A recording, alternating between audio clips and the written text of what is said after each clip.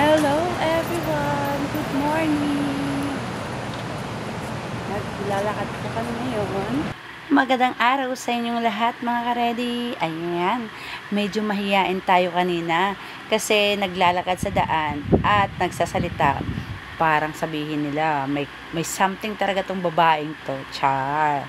So, ayan, pupunta kami ngayong araw na to sa Macau at yun ang aming destinasyon sa araw na to.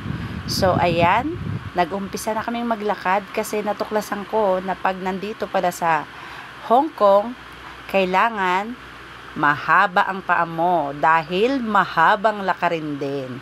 So, ayan, hahanapin namin yung aming sakayan. So, dahil hindi tulad dito sa atin sa Pinas na pagtawid mo, ayan na, dito hindi. Kung saan yung tamang tawiran, doon din kayo tatawid. So, ayan, at patuloy kami sa paglalakad. Hahanapin namin yung sakayan na A21 papunta sa airport. So, ayan na po. At medyo mahaba-haba na din ang aming nilakbay. Ayan. So, tatawid na po kami at ito na ang aming bus stop. So, ayan na yung A21. So, ngayon po, nakasakay na po tayo sa bus at natutuwa po talaga akong pagmasdan tong lahat na nadadaanan natin. Ayan. Kaya talagang binidyo ko po talaga sila. So, ayan, magro-road trip po tayo sa Hong Kong. Tara at samahan nyo po ako sa aking road trip to airport. Tara!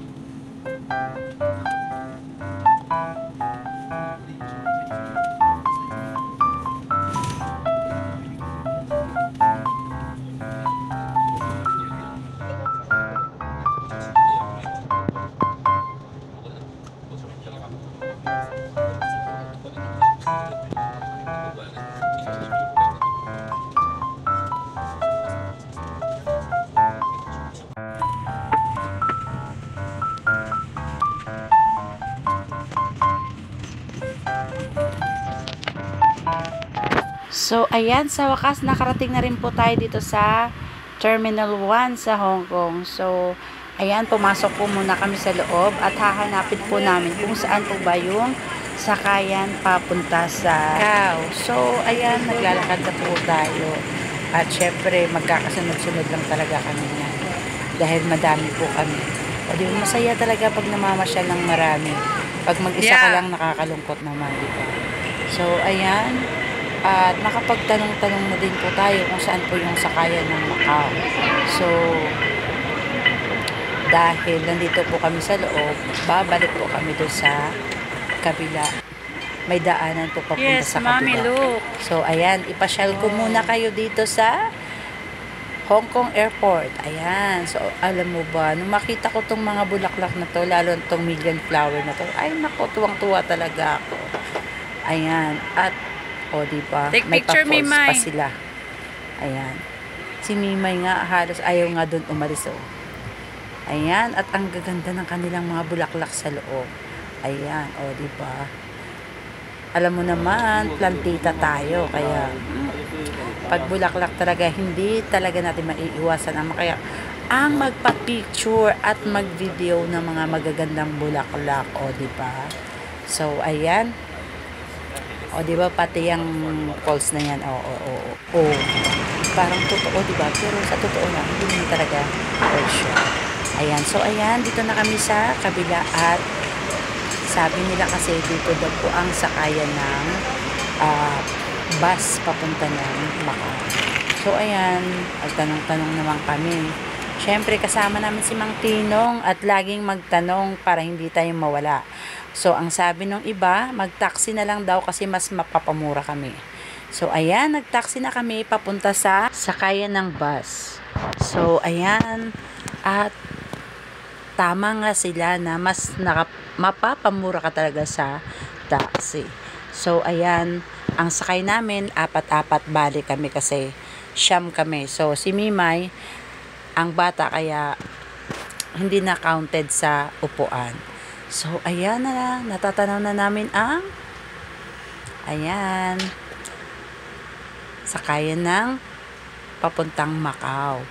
So, alam niyo ba kung sa Pilipinas lang talaga to? Naku, pwede nang lakarin. Sorry, lakarin kasi parang ang lapit lang talaga, matatanaw mo siya. Pero, syempre, dahil hindi ka naman pwedeng mag-shortcut, syempre, kailangan mo talagang sumakay. So, ayan, ang lapit lang talaga. Magkano lang ba binayad namin? Hindi ko na matandaan. Sorry guys, kasi alam mo na, syempre, matanda na rin yung karede nyo. Kaya, nakakalimutan na talaga. Ayan. Ipapakita ko na lang sa inyo ang magagandang tanawin dito. Lalo na yung matataas na building sa Hong Kong. So, ayan, di ba? Parang umikot lang talaga kami. Pero sabi ng babae, pwede din daw lakarin. Kaya lang, syempre, nakakahiya naman kung maglakad, di ba? Dahil hindi mo naman din alam pasikot-sikot dito. So, ayan. Malapit na po tayo. At ilang minuto na lang at mararating na po natin sakayan ng bus. So, ayan, nandito na tayo sa terminal. So, hindi lang pala terminal to. So, bago tayo makasakay ng bus, dadaan muna tayo sa immigration. So, ayan. Bababa na po tayo. So, nandito tayo sa terminal ng Macau. Zhuhai and Macau. Tapos wala siyang cup. Nagtataluna ko. Mga 10 minutes. Grabe naman yung 10 minutes. Thank you sa lalaki. Thank you po. Thank you po. Sabi ni Mimay na sa nagano ng ticket. Nagagano sabi niya, thank you po.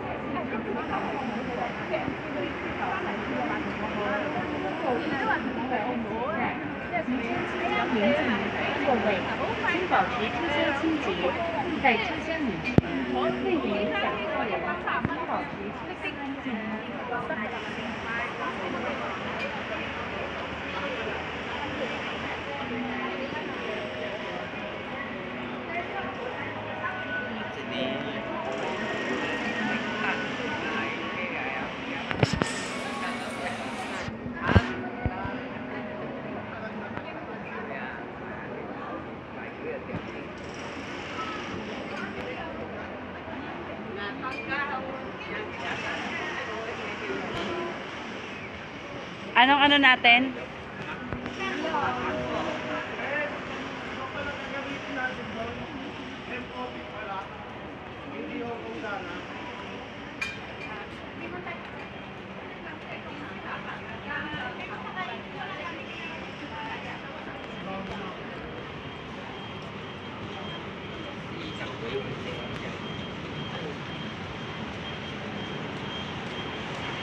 So, ayan na mga ka-ready, naglalakad na kami papunta sa bus. So, di ba nakita niyo naman sobrang haba ng nilakad namin. So, ganyan talaga dito. Mahabang lakaran. Kaya nga sabi ko sa inyo, ihanda ang mahabang paa para sa mahabang lakaran.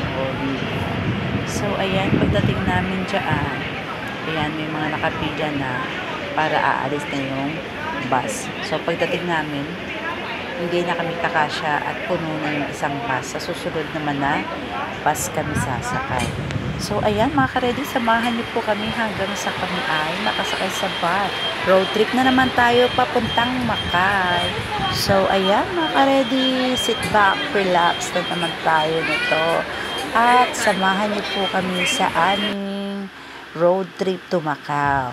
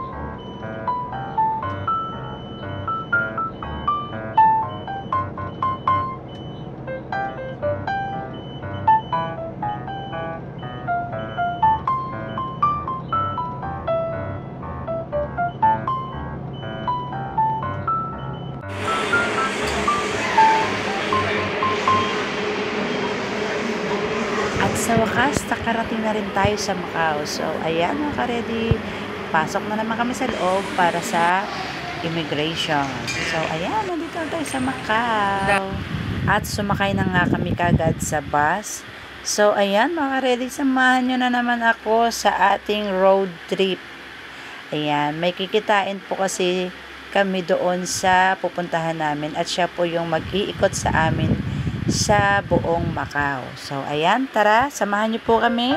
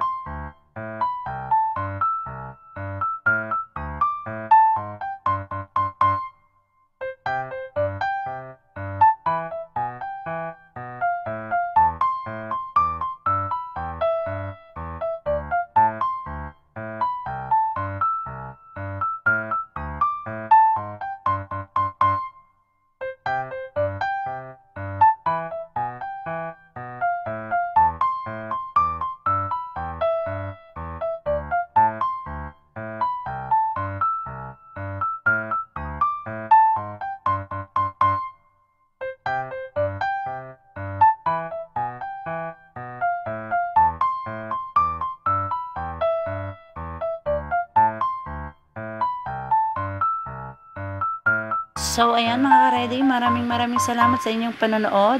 Ito po yung ating part 1 ng ating vlog dito sa Macau. Abangan nyo po yung part 2. Thank you for watching. Don't forget to like, share, comment, and subscribe to my YouTube channel. Laging ready. See you again next vlog. Bye mga ka-ready.